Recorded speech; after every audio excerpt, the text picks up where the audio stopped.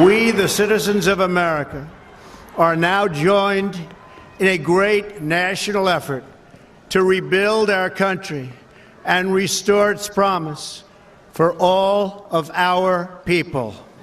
Because today, we are not merely transferring power from one administration to another or from one party to another, but we are transferring power from Washington, D.C., and giving it back to you, the people.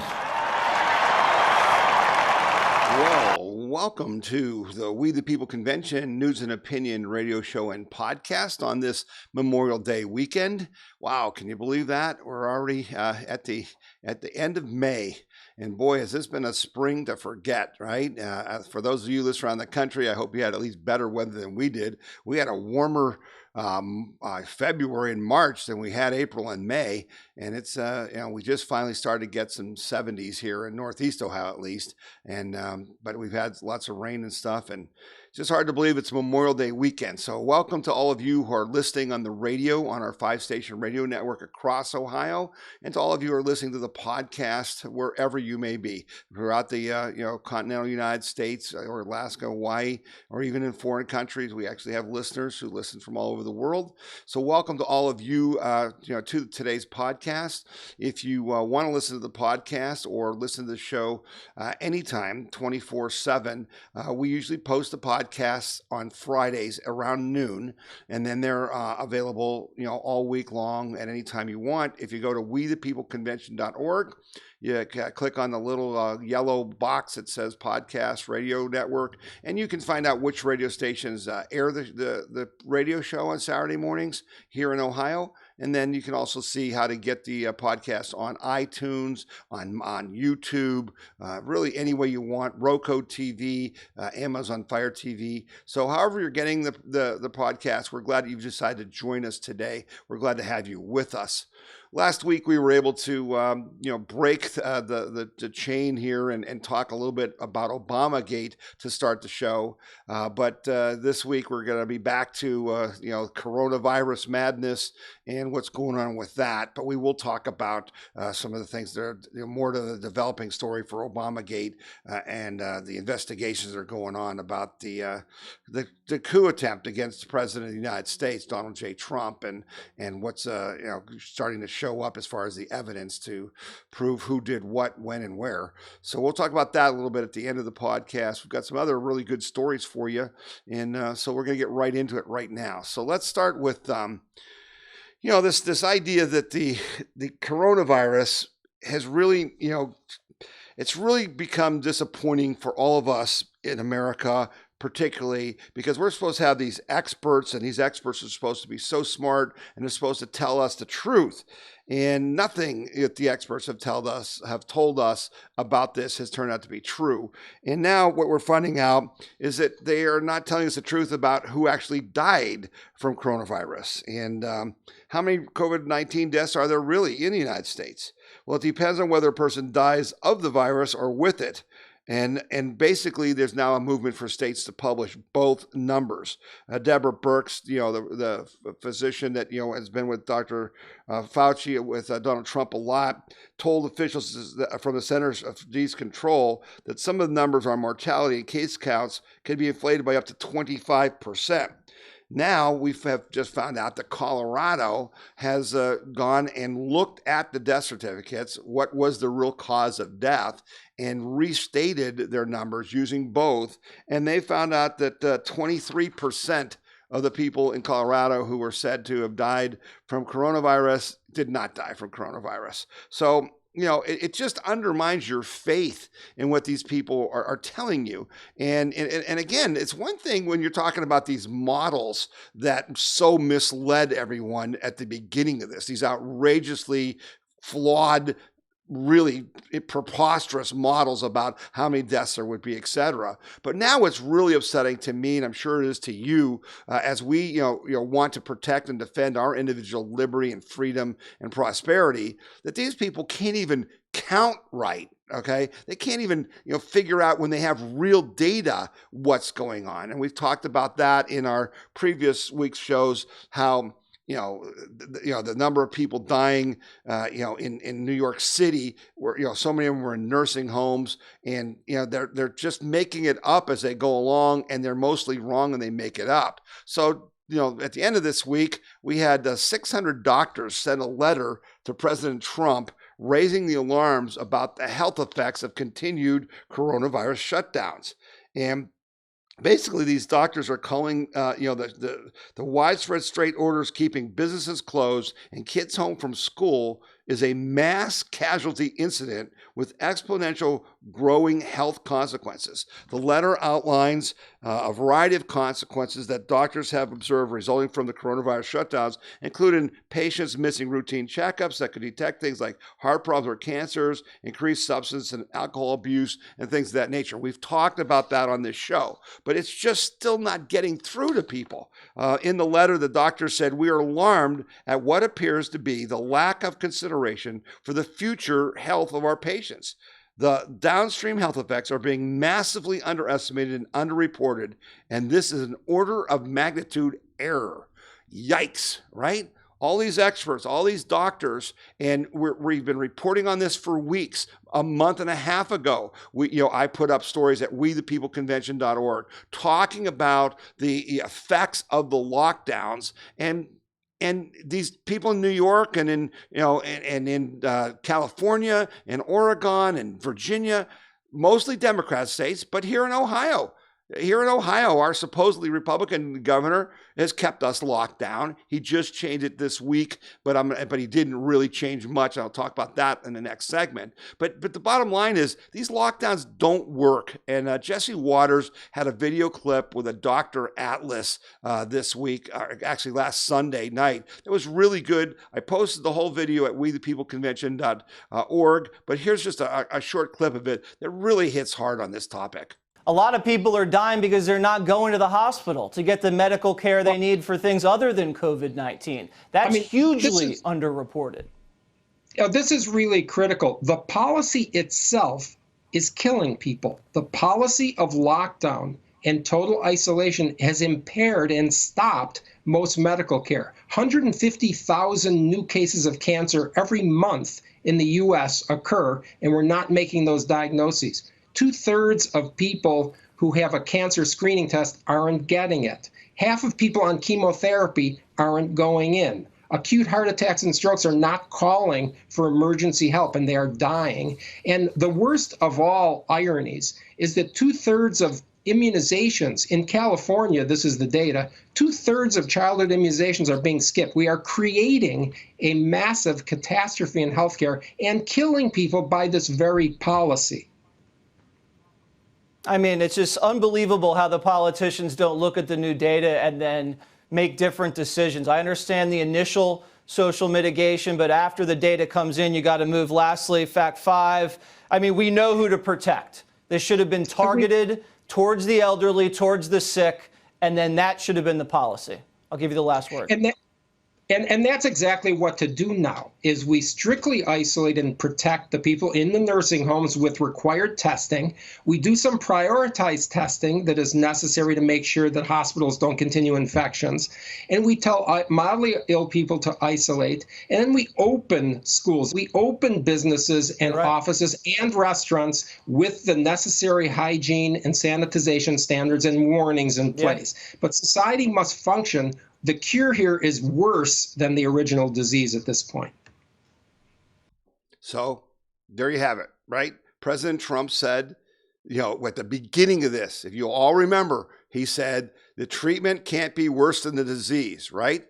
And what does this Dr. Atlas just say? He just said, we blew it. We screwed up. We basically made the treatment, the protective measures worse and more deadly than the disease. And folks, it's by a long shot.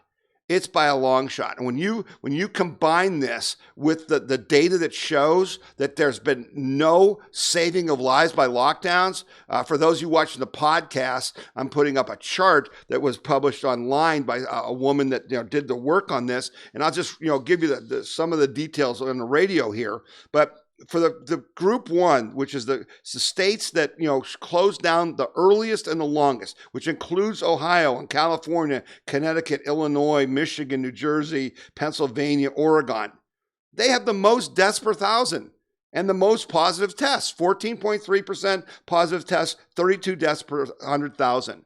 But the people that didn't close down at all, which includes Arkansas, Iowa, Nebraska, North Dakota, South Dakota, Utah, and Wyoming, they only have 5 deaths per 100,000 and 8.2 positive tests. And even the people who closed down for only 30 days, half the time that we've done here in Ohio, and that's Alaska and Alabama, Florida, Georgia, Kansas, Oklahoma, Texas, South Carolina, they've only got 8 deaths per 100,000 compared to 32 in the states that locked down. And why is that?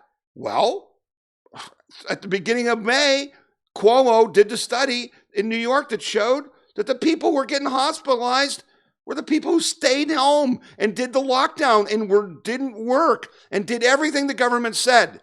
Yeah, they're the ones who got sick. They're the ones who got sick. So folks, are you getting the message? The message is, don't believe the experts. Use your own common sense. Understand the facts. Do your own research, because we know. I talked about it last week. I talk about it all the time. You see my button if you're watching the podcast. I am not afraid, because 99.7% of the people will not die from this. 90% of you won't even get bloody sick. And yet you're running around with masks on and you're scared out of your wits. And so here's another thing that they were wrong on. It's the CDC. And I saw something that the CDC director is in trouble, might get fired. They need to close down the CDC. These inept bureaucrats have screwed this up from top to bottom. So get this, all of you who are obsessed with wiping things down and these governors who are ordering businesses to wipe everything down every time. Yeah, the Center for Disease Control and Prevention website says that the coronavirus does not spread easily through touching surfaces or objects. It appears to be a recent change to its guidance on the spread of the virus that causes COVID-19. Touching infected surfaces has long been a concern about the spread of coronavirus, but multiple news outlets noticed this week that the CDC's How COVID-19 Spreads page appears to have changed its messaging. Well, what do you know about that? It states that coronavirus is thought to spread mainly from person to person. This includes people who are in close contact through respiratory droplets that can be produced when an infected person coughs, sneezes, or talks. It may be possible that a person can get COVID-19 by touching a surface or object that has a virus on it and then touching their own mouth, nose, or possibly their eyes. This is not thought to be the main way the virus spreads, but we are still learning more about this virus. How can you believe anything they say? You can't. Go to WeThePeopleConvention.com, read the article about masks don't work, and they actually make healthy people sick. So why are we forcing people to wear masks? The answer is, think for yourself, act in your own personal best interest. If you are one of these people that is old, obese, has diabetes, other issues, and you're afraid of the virus, I understand that. Stay home. If you're not, don't stop living life, because there's no reason to do it.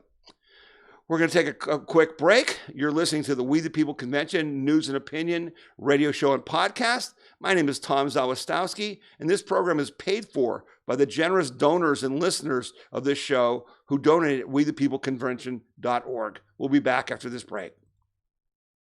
As Merrick, president of Liberty Camp for Kids in Portage County, Ohio. Liberty Camp for Kids is where students in grades 1 through 6 experience the founding of our nation. This year's camp will be held from July 20th through the 24th from 9 till noon. The cost is $30 per camper. If you're interested in our camp, being a volunteer, or even starting one of your own, go to www.libertycampforkids.com. Buckeye Firearms Association is Ohio's #1 gun rights organization, protecting the rights of Ohio's 4 million gun owners. And you can get our weekly gun rights newsletter free. Receive breaking news and urgent alerts on gun laws.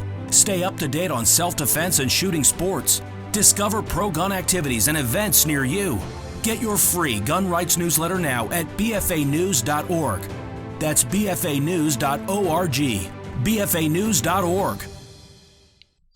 All right, and we're back, and this is Tom Zawistowski, and you're listening to the We the People Convention News and Opinion Radio Show and Podcast, and we're glad you're with us. If you're listening on the radio, I do want to remind you that the governor of Ohio finally made it clear that day camps can be held in Ohio this summer, and Liberty Camp for Kids is now taking reservations. So if you want to send your child or grandchild to Liberty Camp for Kids in Portage County, where they will experience the founding of our nation, not just learn about it, go to libertycampforkids.com and watch the videos and sign up. And it's only $30, and it's a great camp. So please do that. All right, so we're going to keep on with our coronavirus, stories here. I want to just bring you up to date in Ohio. We have now 1,836 deaths. In the United States, there's 94,629, and globally, there's about 328,462, and that's serious stuff, and we're sorry for that loss of life, but we also think that that is not that out of range for what happens in a normal flu season. If you're watching the podcast, I've put up a what I call the Ohio Coronavirus Scorecard, which I send out in our emails on occasion. So if you don't get the emails, go to wethepeopleconvention.org, put in your email address right on the front page, and you'll get the information I send out. I usually do at least one email a day. Basically, the total deaths from coronavirus, like I said, was 1,836. But what's really, the thing I want to focus on is so far in Ohio, we estimate there's 2,030,000 people without paychecks. And that the lost wages that they've had in the past 56 days is $8,834,560,000 in lost wages. And as we talked last week, a lot of those lost wages weren't being made up by unemployment checks because Lieutenant Governor John Husted hasn't been able to fix the unemployment website well enough to get even half of the people who applied for unemployment paid. That's how incompetent John Husted is. And it's really despicable that they've done this to these people. So, not only did they take your job away, they kept you from being able to file for unemployment, and you haven't got a check in 7 going on 8 weeks. In our scorecard, we also estimate that 250,000 businesses in Ohio have been closed, and we think that about 113,000 of those are going to close permanently. And we're starting to see that as we open up in Ohio. We're driving around, and there's some restaurants and some other buildings that are empty that you can see are not coming back. This is going to be permanent damage, folks. And what we have estimated is that in Ohio, the governor of Ohio's illegal actions to call your business unessential while somebody else's business is essential. And it's funny how all those businesses that were essential are owned by big corporations like Walmart and Target and Best and Home Depot and those type of things. But that local hardware store, that local little grocery store, they weren't essential. And so our government in Ohio took $58 billion away from small business owners. But we've got some news coming up now that's going to maybe take, talk about how that's going to be addressed, and maybe those people will be made whole. Because of what's going on, the We the People Convention issued a press release on Wednesday, May 20th, in which we called on the governor to end the state of emergency on May 30th. In that press release, I said the reason Governor DeWine must end the state of emergency is that he can provide no valid medical reason or scientific evidence of any kind to suggest that Ohio currently has any real medical situation that cannot be handled via normal, non-emergency actions by our healthcare and public safety system. Even Governor DeWine has admitted that we have flattened the curve, quote, and that the peak is behind us, quote, and that hospitalizations and deaths have been reduced to less than we actually have with a normal flu season. No case can be made that our healthcare system ever was or will be overwhelmed by the coronavirus, which was the primary stated reason for his declaration of emergency on March 9, 2020. Therefore, it is incumbent upon the governor to end the state of emergency on May 30th because he simply has no proof an emergency is taking place in Ohio. And that's just the fact. So why are we closed, Governor DeWine? Why is your state closed if you're listening in another state? This is what's, Michigan, Pennsylvania, what's going on? And the answer is they can't tell you. And it's just tyranny. And it needs to be ended. So I said at the end of my press release, if the governor does not end the state of emergency on May 30th, we the people will do so by our own actions, because it is clear to everyone who can use the internet and think critically that this is no emergency.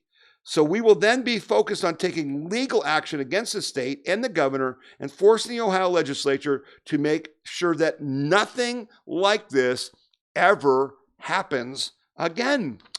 So last week, I told you, if you tuned in, about the fact that the 1851 Center for Constitutional Law in Ohio had filed a lawsuit to basically protect the rights of gym owners that had been, basically refused the right to exist in Ohio by our governor. They're still not open, right? I mean, it's been 2 months. They're not open, and they're taking safety measures, as you've seen on TV. There's a guy in New Jersey he tried to open who's a gym owner. They moved all the equipment. They're wearing masks. They still won't let them open.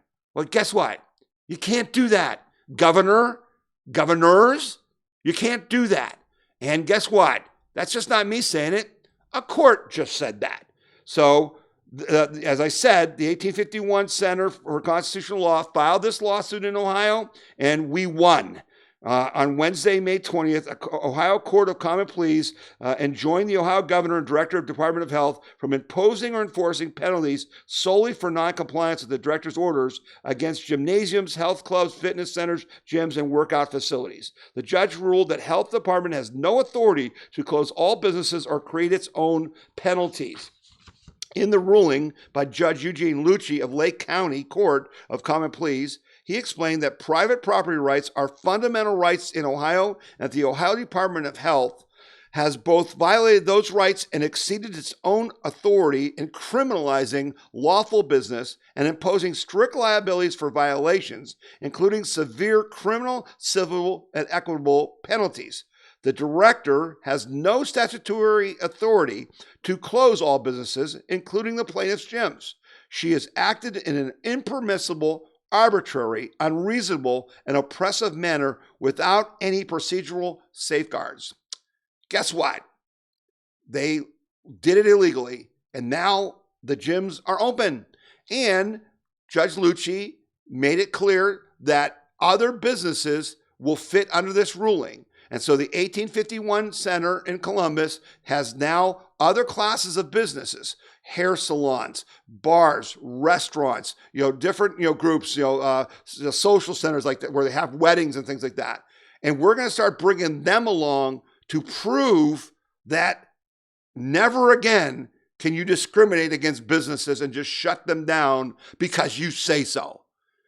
Best of all, in this ruling, the judge said that these businesses can sue the state for damages for lost income. And folks, yes, I got it.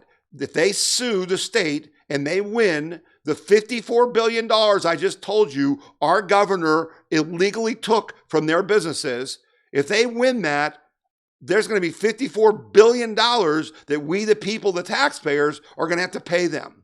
But we're not really going to have to pay them, because what's going to happen is our government is going to shrink as they have to pay these penalties. They're going to have to cut staff and services, quote unquote, which to us is fat. And we're not going to pay any more taxes. We're just going to get smaller government. And that's a good deal, because I would rather have my tax dollars going to local businessmen who were screwed by our government than have these bureaucrats and these mindless fools continue to spend it on their own selves and their friends and their money special interests. So that was a big win for us. And now, don't get me wrong, it's not over. They're going to appeal it to the 11th Circuit Court of Appeals in Northeast Ohio. However that goes, it'll probably appeal to the Supreme Court of Ohio. And we all know in Ohio, the Ohio Supreme Court is corrupt. They have way too much political activity, right? They're way too politically oriented. So I don't know how it's going to turn out. I do know that I read the court case. You can read it if you go to wethepeopleconvention.org. You can read the ruling by Judge Lucci. It's good law. It's good law. And I think it will stand up just like the rulings in Wisconsin and other states where the Supreme Court has ruled that this stuff is illegal. It can't just shut down businesses, particularly for no reason.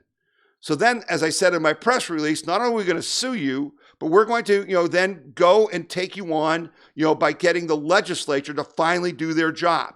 And so in Ohio, and those of you listening from around the country, I just need to talk to the people listening on the radio in Ohio and watching the podcast in Ohio, because this is very important and we've worked very hard for this. So what happened in Ohio is our legislature has been MIA.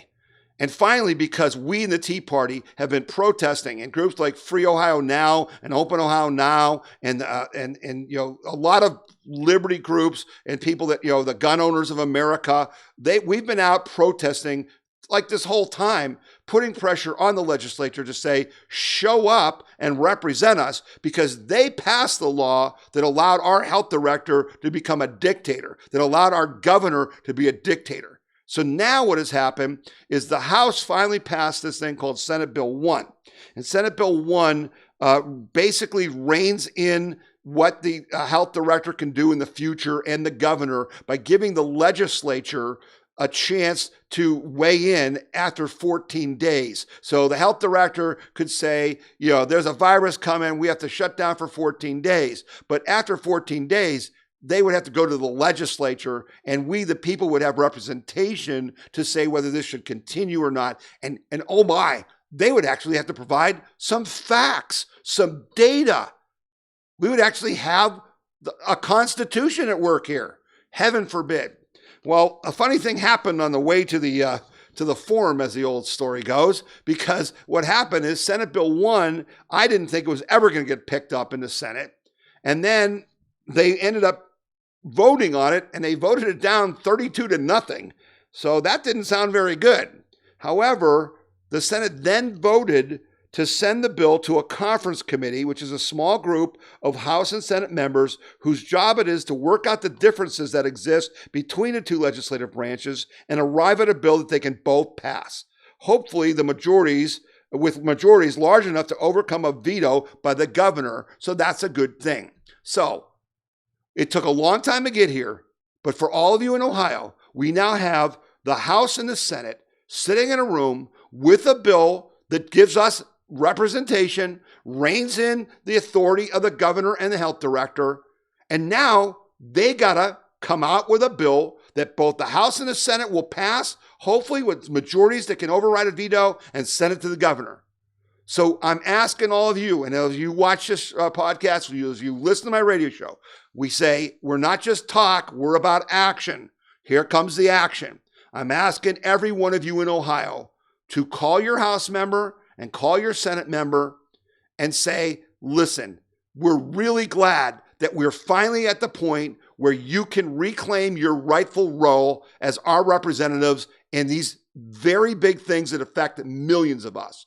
We are asking, if you are on this committee, to work until you get a bill that protects our rights, that protects our liberty, that gives us representation, that this bill that is implemented will make sure that that anything that takes place as an emergency action in Ohio will be reasonable, necessary, lawful, measured, and in compliance with my constitutional rights. And then if you're not appointed to the conference committee, we're asking you to support the House member or Senate members who are, but make clear to them that they need to come out with a bill that you can support, okay? And that basically protects me and your other constituents by making sure that they have a say in any future emergency actions in Ohio. You need to call your House and Senate members today. Go to ohiosenate.gov to get a list of your senators with their phone numbers and a way to send them an email. Go to ohiohouse.gov to get a list of the House members. If you want your freedom and your liberty and your prosperity, and if you want this to never, ever happen again in Ohio, call your House member and senator and tell them you need to fix this And you need to make sure this never, ever happens again. Okay? So that's my message for all of you in Ohio. In other states, I hope you're making similar progress. We're moving out of this. We're starting to open up on Memorial Day weekend. Our restaurants are opening today for dine-in with stupid rules and all that stuff. And we're going to talk about a lot more stupid rules there as the podcast continues. But we're going to wrap up the radio show. Okay, and the way this works is after we stop on the radio, you can go to wethepeopleconvention.org and pick up the podcast at wethepeopleconvention.org. You'll see a list of what stories we're covering. You can skip past the radio show part and pick up the rest of it. We hope you'll do that. We hope you'll tell other people about it because our show is growing, because people want to know what's going on. They want the truth. They want some common sense. And hopefully that's what you got here. And I'm so glad you joined us this week on the radio. And I hope you'll stick with us on the podcast. You're listening to the We the People Convention News and Opinion radio show. And I'm Tom Zawistowski. And I'm really glad that you joined us. The We the People Convention News and Opinion radio program is paid for by donors like you. You can donate to the We the People Convention and support our cause by going to wethepeopleconvention.org. or by sending your check in any amount to We the People Convention, P.O. Box 6211, Akron, Ohio 44312. The Buckeye Institute was founded in 1989, and we're the longest-serving free market think tank in the state of Ohio. My goal is removing barriers to prosperity that have been put in place by government. We want for Ohio to be the freest and most prosperous state in the country. The Buckeye Institute is a source of common sense ideas that will have an impact on the nation as well as the state of Ohio. All right, we're back and continuing the podcast, and we're going to have to talk some more about some coronavirus-related things, but not quite, right on coronavirus. This is good news and something we've all been expecting. President Trump basically took control, and he has awarded a $354 million four-year government contract to a new pharmaceutical company that will manufacture coronavirus drugs in the United States. The Biomedical Advanced Research and Development Authority awarded Philo Corporation, that's PHLOW, with the contract, which may be extended to a total of $812 million over 10 years, the company said. The move highlights Trump's efforts to move forward with plans to bring the country's drug supply chain, mostly made in China and India, back to the United States. Good first step, Mr. President. Again, in the media, they ain't talking about any of this stuff, right? Did you hear that on any other radio show? Did you hear that on any other TV show? This is important stuff. This is how you win. That's why Donald Trump is a winner. So the next thing that came up, which is coronavirus related, but is really an interesting development here in Ohio, a federal judge has ruled Ohio must allow groups proposing local marijuana initiatives and minimum wage and voting rights measures to collect signatures electronically because of the coronavirus pandemic. Ohio officials also must extend the deadline to file signatures for the two statewide measures from July 1st to July 31st per the judge's order. The Ohio Constitution and state laws set the rules for ballot initiatives from the minimum number of signatures from registered voters to qualify for the ballot to the deadline petitions are due.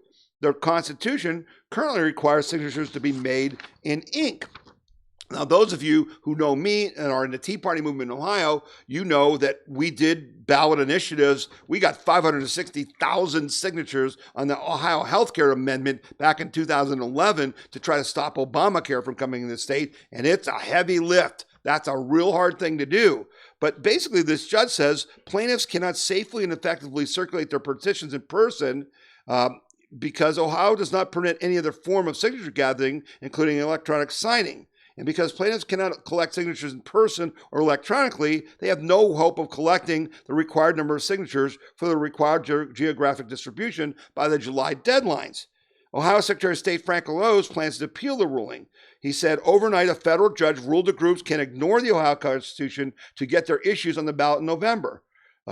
He said, let me be clear, the petition requirements set in the Ohio Constitution and decisions on changing them belong to the General Assembly and the people, and he's going to appeal this. But interestingly enough, I found this very interesting, that the appeal would go to the U.S. Sixth Circuit Court of Appeals, which would hear, and basically that same court ruled earlier this month that Michigan's plan to maintain its signature requirements for candidates during the stay-at-home order was unconstitutional. The three-judge panel also ruled that judges could not set signature requirements or extend filing dates.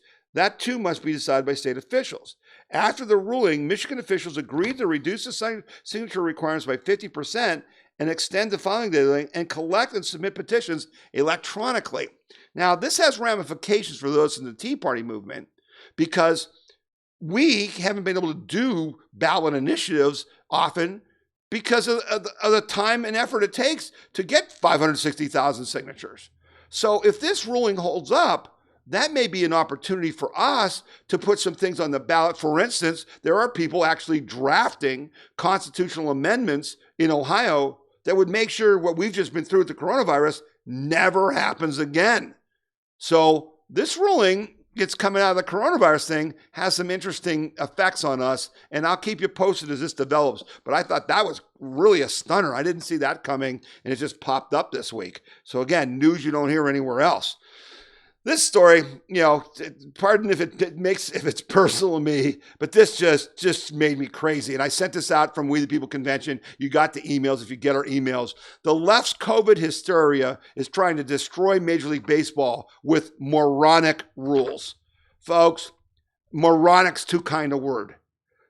It's unbelievable. Listen to this nonsense.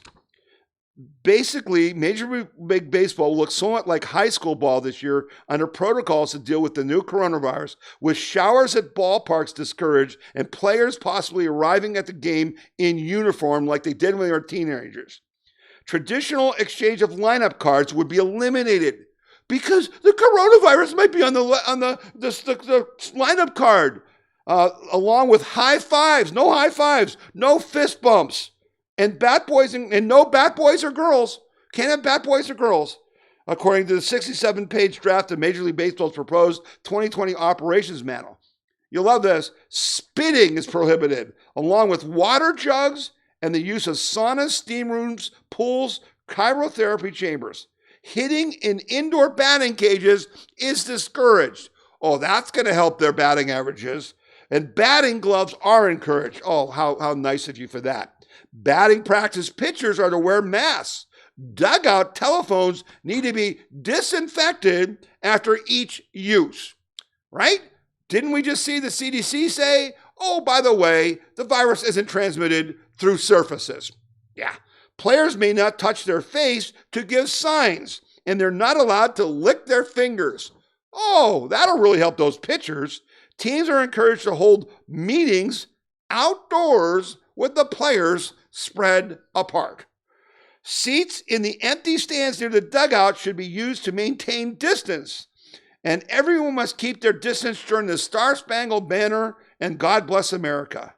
Fielders, you'll love this one, fielders are encouraged to retreat several steps away from the base runners between pitches. First and third base coaches are not to approach the base runners or umpires, and players should not socialize with opponents. Don't you socialize. And finally, a ball will be thrown away after it is touched by multiple players, and throwing the ball around the infield will be discouraged. Personnel who rub baseballs with mud for the umpires must use gloves. How stupid are we? Yeah, we're totally stupid. Now that proposal, who was obviously written by some left-wing radical social justice warrior snowflake in the New York office of Major League Baseball, has to be approved by the players. So hopefully some sanity will reign, because there's even things in there about saying the players, when they're on the road, have to wear the masks at all time, like on the airplanes and on the buses, and they can't eat in restaurants, even the hotel restaurant. So we're going to lock them up like caged animals for an 80-game baseball season. Yeah, right. I'll believe that when I see that. So let's come back to maybe some reality. All right? Let's answer that stupidity with something sane. The NCAA this weekend said that they are going to approve activities to resume in 3 sports. And most of all, the Division I Council voted to approve voluntary activities in football and men's basketball and women's basketball beginning on June 1st and going through June 30th. The rest of the sports will be acted on at a later date. So football camps are going to begin, and Ohio State here in Ohio said they're going to start at June 8th. And basically they're planning to get the football season in. And I say, hallelujah. I can't wait. Somebody finally made an intelligent decision. They must not have Dr. Fauci on their advisory panel who's going to tell them that you can't have any fans, you can't play football, and your colleges should stay down until there's a virus. Yeah, thank God somebody's not listening to Dr. Fauci. All right, we're going to take another quick break. You're listening to the We the People Convention News and Opinion radio show and podcast, and I'm Tom Zalwistowski. This is Jordan Sekula with the American Center for Law and Justice. At the ACLJ, we are committed to fighting the deep state and protecting freedom, the right to life, religious liberty, and fighting for the Constitution. The ACLJ has experienced tremendous success in litigating cases at all levels of the judiciary, from the federal district court level to the Supreme Court of the United States. We have offices in Washington, D.C., Jerusalem, and all around the world. You can find out more about the ACLJ and join us by visiting aclj.org. Did you know that the Right to Life Action Coalition of Ohio is the largest statewide life group in the state? Are you tired of the compromised approach to pro-life legislation that has been the status quo for far too long? Since 2017, the efforts of the Right to Life Action Coalition of Ohio has changed that approach, closing loopholes and making pro-life laws enforceable. Visit rtlaohio.org or call 440-668-4049 for details. The Right to Life Action Coalition of Ohio. All right, and we're back for our final segment, and we can finally get away from coronavirus madness and talk about some other things, and there's some pretty interesting other things to talk about. Last week, we did a whole bunch of stuff on ObamaGate. We talked about the unmasking of General Flynn. We talked about General Flynn's case. We talked about the shift documents where all the Obama people, under oath said that there was no, Russian involvement that they were aware of with the Trump campaign or anyone in the Trump campaign. But then they went on TV for 3 years accusing Trump of being a Russian agent and a spy, the lying SOBs, okay, in an attempt to make sure he didn't win the election. And after he won the election, an attempt to overthrow him from being president, to do a coup attempt. So then this week, there was some discussion about who should be brought up and investigated. And Lindsey Graham, the great poser, is threatening to bring Comey and Strzok and Page and all those people, Brennan and Clapper, in to testify. But he said he wouldn't bring in Obama or Biden. And President Trump didn't take that too kindly. And he did a tweet saying, come on, this, you got to be fair. They, there's clearly they knew about this. And we're going to talk about that in a second here. But then AG Bill Barr came out and said that he does not see how how Durham, the guy he's assigned to investigate all this stuff, would have any reason to, bring charges against Obama or Biden. Really? So why did Barr and Durham go to Ukraine to talk to them about this Ukraine, thing that Biden did with his son and the prosecutor? Remember when Joe Biden went on TV and said, "Oh yeah, I told them if they don't fire that prosecutor, I got $1 billion they're not going to get." And they, son of a gun, they did it.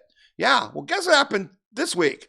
Yeah, the Ukraine government released audio tapes of Joe Biden talking with the Ukrainian president, after they fired the prosecutor that Biden wanted fired because he was investigating the company that Biden's son worked at.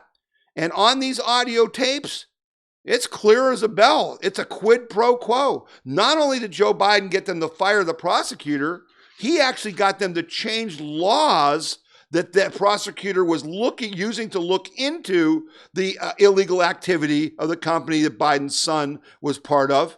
He actually got the guy fired, and they made them change the laws of Ukraine before giving $1 billion to them of our tax dollars. Yeah, that's called quid pro quo. And now that this audio tape exists, hey, AG Barr, how do you think you're going to manage not investigating Joe Biden? Because he admitted he committed a crime, and now you have proof that he committed a crime. And in Ukraine, their new investigators have said that Joe Biden committed a crime. because all the Obama people were criminals, as we said. And so, there's been a lot of stuff out there about the January 5th meeting in the Oval Office where President Obama clearly knew about the unmasking of Flynn, clearly knew about the campaign that Comey was waging to get Flynn, right? They were undermining the peaceful transition of government. That's what they were doing. So this week, the famous or infamous memo that Susan Rice wrote to herself saying that they had, that they were operating by the book, in that January 5th meeting. They kept saying, we're going to operate by the book. Yeah. Well, Susan Rice's memo came out unredacted, and it's clear as a bell that they weren't doing things by the book and that Jim Comey was setting up Flynn. But then we got another bombshell when we found out that Susan Rice says she didn't write the memo. The counsel for the White House wrote the CYA memo. Uh-oh, a little bit of a problem there, right? A little problem there. Folks, these people are going down. I know you're hearing a lot of stuff about no one's going to get charged, no one's going to get arrested. Yeah, there's a problem with that. It's called facts. It's called facts. It's having these memos. It's having them, the evidence is plainly there, and you got to prosecute, AG Barr. You can't not prosecute the evidence there. And the guy that's really on getting heat, particularly from Jim Jordan, is FBI Director Chris Wray. GOP lawmakers with the House Judiciary Committee sent several letters Monday directly to two FBI agents involved in the investigation and to former National Security Advisor Lieutenant General Flynn. Ranking members Jim Jordan of Ohio, along with colleague Mike Johnson of Louisiana, sent the letters after FBI Director Christopher Wray failed to respond to earlier requests this month.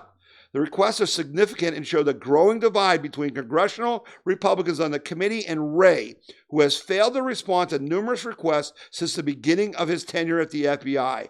Wray also failed to oblige to congressional requests to speak with FBI Special Agent Joe Pientka, who, along with former FBI agent Peter Strzok, conducted the now infamous White House interview with Flynn on January 24, 2017. The lawmakers are also requesting to speak with former FBI head of the Counterintelligence Division, Bill Priestap, who unsealed handwritten notes revealed the possible nefarious motives behind the FBI investigation into Flynn. Yeah, Priestap was the one who had wrote the notes that said, so what's our goal here? To get him fired or to entrap him in a crime? Handwritten notes. Oh, no crime there, no crime there.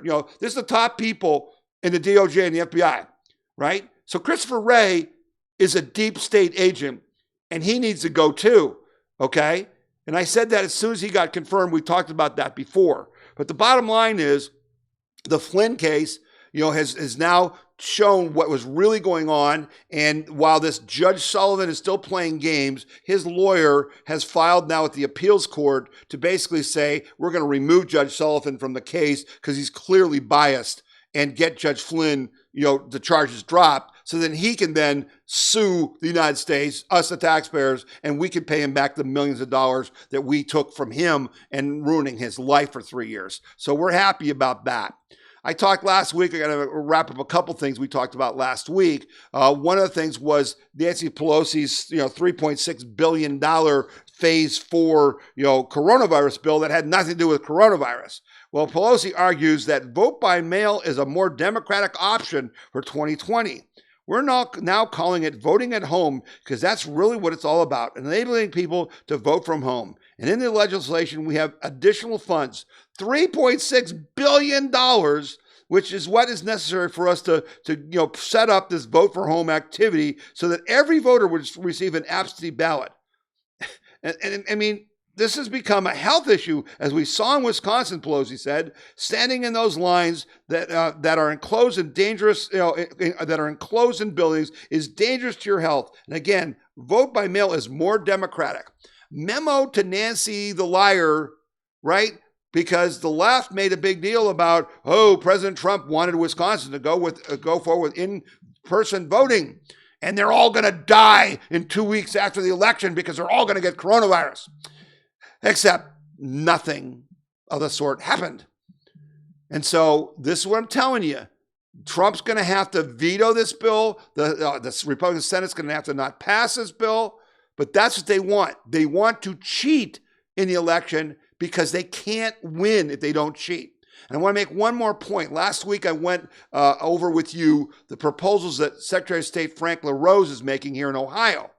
And I want to clarify something because I've had a lot of people write to me because Frank is talking about vote by mail, but he doesn't mean it in the way that Nancy Pelosi means it. Vote by mail on the left means you just mail everyone a ballot and then they send it in and it counts. Well, the problem with that is, how do you know the person filled it out is the registered voter? That's not what Frank LaRose is proposing. What he's really proposing, and I've asked him to change his terminology and use this phraseology because it'll be clearer. All he's proposing is to improve our already existing absentee voting process, okay? So we're not doing vote by mail. We're not just mailing ballots out to people. What we are doing is getting rid of one part of the process, which you unfortunately, if those of you in Ohio, had to put up with this last election when they switched to no in-person voting at the last minute and we had to vote by mail. And what had to happen is you had to go on your Board of Elections website or the Secretary of State's website and request a form to get a ballot. So then you'd fill out the computer thing. They would send you a form that you had to fill out and put your social security number on and stuff. Then you had to mail that back to the Board of Elections. Then they had to mail you the ballot. Then you had to fill out the ballot. Then you had to mail it back in. Well, why do you need that middle step? So what he's proposing is you're going to go online, Board of Elections, Secretary of State's office. You're going to fill out a request form for a ballot. But you're going to have to put your social security number on there, your driver's license number, and we're pushing for him to make it a photo ID. And then you submit that electronically. Now we know you're requesting it. We mail that one ballot out. You can vote absentee. That's what he's talking about. And I want to make that clear because it was causing some confusion. We're not doing vote by mail in Ohio, folks. We're not letting ballot harvesting in Ohio, folks. That's the Democrats in Ohio are pushing. That's what Nancy Pelosi is pushing. We're not doing that. And in whatever state you're in, just like Donald Trump says, vote by mail is fraud, period. Don't let it happen in your state. Other thing that I talked about last week, because we had all kinds of court stories last week. So it's all courts. Well, I talked to you about one of the things they were looking at was this, the Democrats were looking to get the grand jury materials that had been redacted from the Mueller report. So the Mueller investigation, which was a phony investigation, and Robert Mueller's reputation is now trash. And some of the people who work for Robert Mueller, I think, may be charged with crimes because they clearly committed crimes. They went after, Flynn, and they went after, Papadopoulos and those guys when they knew they were innocent. Okay, so there may be some ramifications for them. But the case here was that Adam Schiff and Nadler and those clowns in the House wanted to get access to the grand jury materials. And grand jury materials in the United States are generally not made public. It's a secret thing, the grand jury. You don't do that, okay? And so this court decision by the Supreme Court was that you can't have access to these to continue. You've got the Mueller report. You don't need the grand jury materials. And that was a good decision. And so I was happy about that. So far, the Supreme Court is doing okay. They'll be coming out with a lot of rulings at the end of June. So we'll see how it ends up then. But that was the right decision again. Just like they ruled not to let people see President Trump's income tax, because they want to just they just want to do a witch hunt on them, right? So that was good. So that was all right. Another thing that was good that I talked about in the past was that, we got to take the war with China seriously. And part of the problem is China is so ingrained into our culture and that we can't do that and defeat them. So believe it or not, momentum is building for Democratic-run House to approve sweeping legislation that could ultimately bar many Chinese companies from listing their shares on U.S. stock exchanges or otherwise raising money from American investors. The bill would require the foreign companies to let the Public Company Accounting Oversight Board oversee the auditing of their financial records if they want to raise money by selling stocks or bonds to the American public. And basically, the director of the economic policy at Veranda Partners said investors should expect swift passage of the bill, likely before the end of the month, in a Thursday note to clients. From there, it will go to President Trump's desk, where we will sign it into law. So the Democrats even are on board with this. And I told you before, many weeks back, before the coronavirus, that what was going on here is that many Chinese companies were listing themselves on the American Stock Exchange under American names, and we had like our state pension funds funding companies, Chinese companies, who were making military hardware to defeat us. That's how stupid this was. And it's only because Donald Trump has taken on China that this is happening. And another story here in Ohio, just this week, another Chinese professor from Case Western Reserve in Cleveland, who also worked at the Cleveland Clinic, was arrested on espionage charges for sending stuff to the Chinese that was our scientific information. So again, you're not hearing this in other newscasts, but this is important news because we are at war with China. And this is how you got to defeat them. You got to stop letting them steal our secrets, and you got to stop funding them from your pension fund. Let's see here. So basically, I think those are all good things. We're going to wrap up our broadcast. I sure appreciate you joining us. I know that it's been a frustrating several months, but we're starting to see the light of day. President Trump, you're not seeing him hanging around Fauci anymore. Did you notice that? You haven't seen Scarf Lady Burks very much either, right? He's starting to say, we got to open the country. We got to open the country. We got to open the country. Folks, that's the fight. Go to restaurants, go to businesses, start spending money. You got to bring back these businesses because that's what the Democrats want, is for us to have unemployment and have a bad economy so they have a chance of stealing the election in the fall. It's your job. It's my job. It's our job as Americans to now rebuild this economy, to put this coronavirus behind us. And as more and more information comes out, folks, you will understand this is nothing to be afraid about. I am not afraid. You should not be afraid. You're not going to die from coronavirus. And there's not going to be a vaccine, but you know what it's going to be? There's going to be herd immunity, because now we're finally getting out with each other, and we're going to start to, give the virus to each other. You won't even know you had it. But it won't come back in the fall like it did this time. And sure as hell, if they start talking about shutting down businesses and schools in the fall, you got to stand up and say, hell no, not this time. Fool me once, shame on you. Fool me twice, shame on me. Okay? All right. Have a great Memorial Day weekend. Do fun things. Go to whatever's open and enjoy it. Be with your family. Cook out. Okay? And remember what Memorial Day is. Remember those who have died to protect our country. That's what we remember on Memorial Day. All those 1 million people who've died fighting for our country so that we could have these freedoms and liberties that we enjoy so much, and we just learned how much we appreciate them when they took them away from us, right? Have a happy Memorial Day. It's not Veterans Day. You don't have to thank a vet. We do enough for that, and they deserve thanks when it's their time. This is to remember those who gave their lives, the ultimate sacrifice for your liberty, your freedom, and your prosperity. Remember to tell people about this podcast and radio show. Send me your comments at info@wethepeopleconvention.org. Some of the stories that you just heard in this show today were given to me by listeners to the show. So I do read your emails. I do listen to you, and I'm glad that you listen to me. Have a great weekend. You're listening to the We the People Convention News and Opinion Radio Show and Podcast, and I'm Tom Zawistowski.